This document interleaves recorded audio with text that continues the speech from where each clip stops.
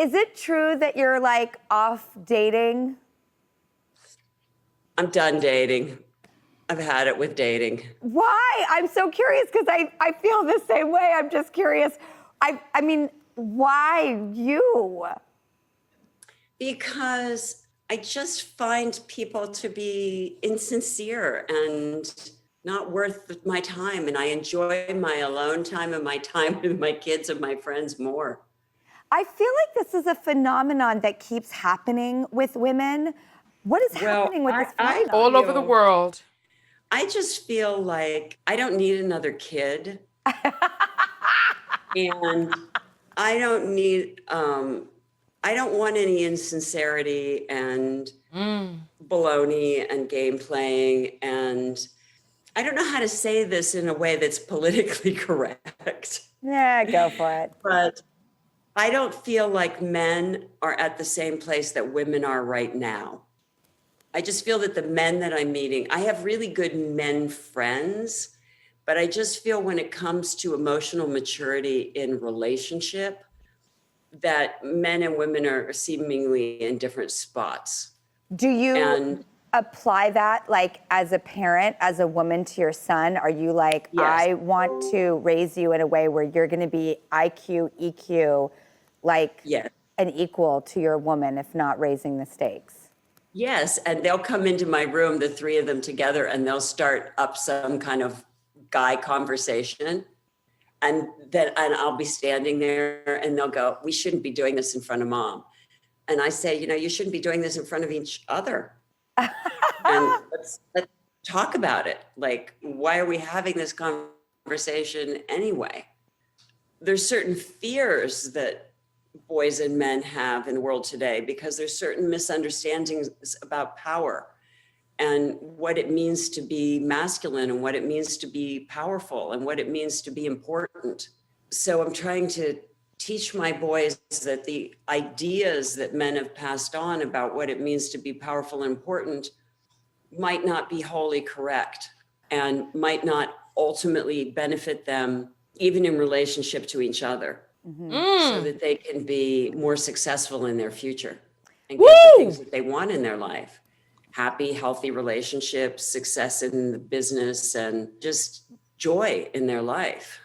100%. Well, you've always had a very salient head on your shoulders. And again, you're an empath. And I think your priorities are all in the right place. So here's my boyfriend. Here's my boyfriend. And apparently we both like hairy men. So that's good. Sharon, I love you. I'm so happy to have caught up with you. You're so awesome. And I'm just always All right. Well, you know what? Listen, what do we say to something like this? What do we say?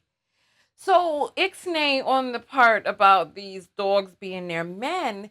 But you see, the thing is that once upon a time, men used to use this, you're going to die alone, you're going to get some dogs, et cetera, et cetera. You all know I happen to love caring for plants.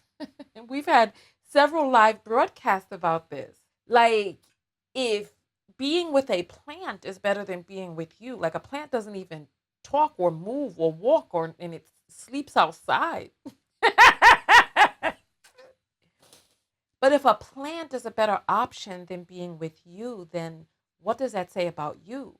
Like, it used to be a threat. It used to be an insult. Oh, get some dogs. Now that like don't threaten them with a good time. Well, not that type of good.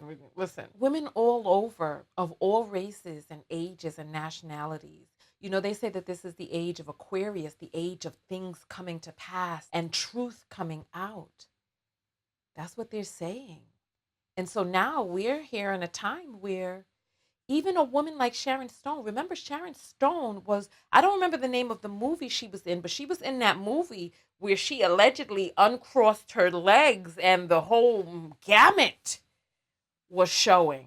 And so she's gone from being a super sexy, sensual young woman into now being like, you know what? From my experiences with these people, I'm just not interested in being with them. In this part where she's talking about how we're just at different levels. But I just feel when it comes to emotional maturity in relationship, that men and women are seemingly in different spots. Just in different places, and a lot of people are picking that up. Many of these male scholars are coming out and saying the women of today are not interested in the men of today because the men of today are not as well educated. They're not going to school. I think for every 3 women in school, there's 1 man. Don't quote me on that, but the numbers are dastardly. But it's more than that. It's about the quality of the relationship that we are having in tandem with these people who occupy half of society with us.